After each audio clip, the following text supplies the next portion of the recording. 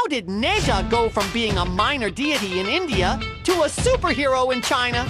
This three-headed, six-armed hero who rides on the wind and fire wheels, where did he come from? Don't worry, I'll take you on a journey to find out. The story of Nezha actually starts in India. In Indian Buddhism, he is called Nazakafalu, the third son of Bishamontan, specifically tasked with subduing demons and vanquishing evil.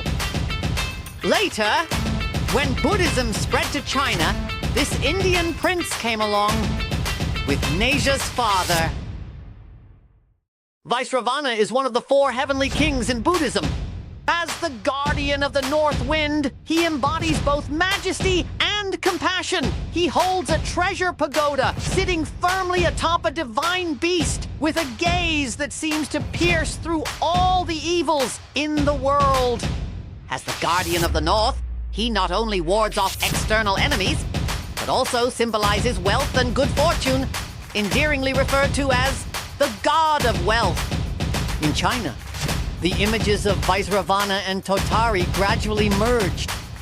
In the investiture of the gods, Totarini is Nezha's father, majestic and dignified, while Vaisravana is the embodiment of compassion and justice in Buddhism.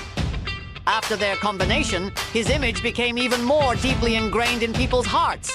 Whether it's the murals in temples or the offerings made to Bishamontan in folk traditions, he is greatly beloved by the people. He not only protects the peace of the land, but also brings hope and abundance to his followers. In Buddhist culture, he conveys compassion and wisdom, becoming a symbol of justice and protection in the hearts of the people.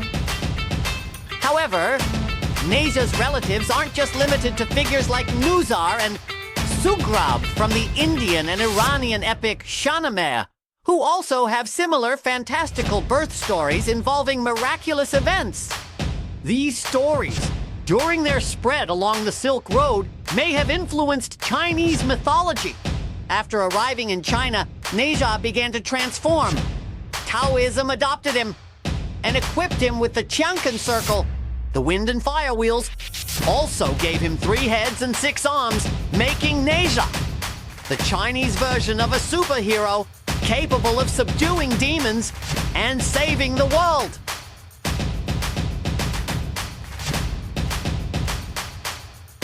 By the Ming Dynasty, investiture of the gods became Nezha's grand debut stage. In the novel, Nezha was born in Chentang Pass, causing a stir in the sea, pulling out the Dragon King's tendons, and transforming into a lotus. These stories made him incredibly popular. He not only became the embodiment of justice, but also a hero in the hearts of countless people. In Investiture of the Gods, Nezha was born in the home of General Li Qing at Chentang Pass as the 3rd son of Li Jing. His birth is filled with fantastical elements.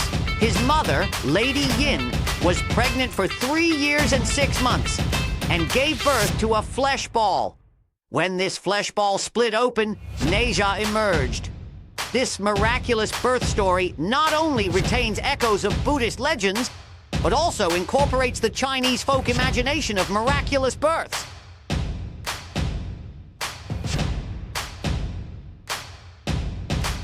The most famous episode in the story of Nezha is the incident in which he caused trouble in the sea.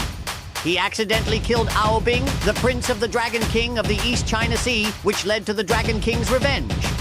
In order to protect his family, Nezha committed suicide to make an apology, but was resurrected by the imperial physician using the lotus incarnation, and from then on, he became the magical incarnation of the lotus. This plot not only shows Nezha's bravery and justice, but also reflects the theme of rebirth and redemption in traditional Chinese mythology. In the Investiture of the Gods, Nezha's iconic weapon is the fire spear, the universe ring, and the wind and fire wheels. These weapons not only grant him immense divine power, but also become important symbols of his image. The image of him with 3 heads and 6 arms symbolizes his omnipotence and fearless divine power. Nezha's story spread across China, and he was given a home. In many places, People in Tianjin said he was a child from Chentangguan, and now Hailu, Bajiao Ancient Well were his check-in spots. Tianjin has even issued a resident ID card for Nezha. In Bengbu, Anhui, they say he is the hero of the Juan River. In Guzhen, Bengbu, from the village entrance to the ferry. When you mention Nezha, everyone knows him.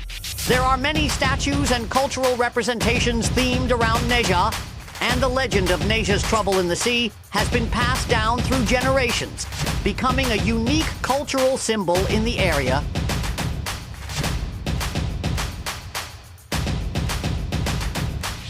Yibin in Sichuan is known as the hometown of Nezha culture.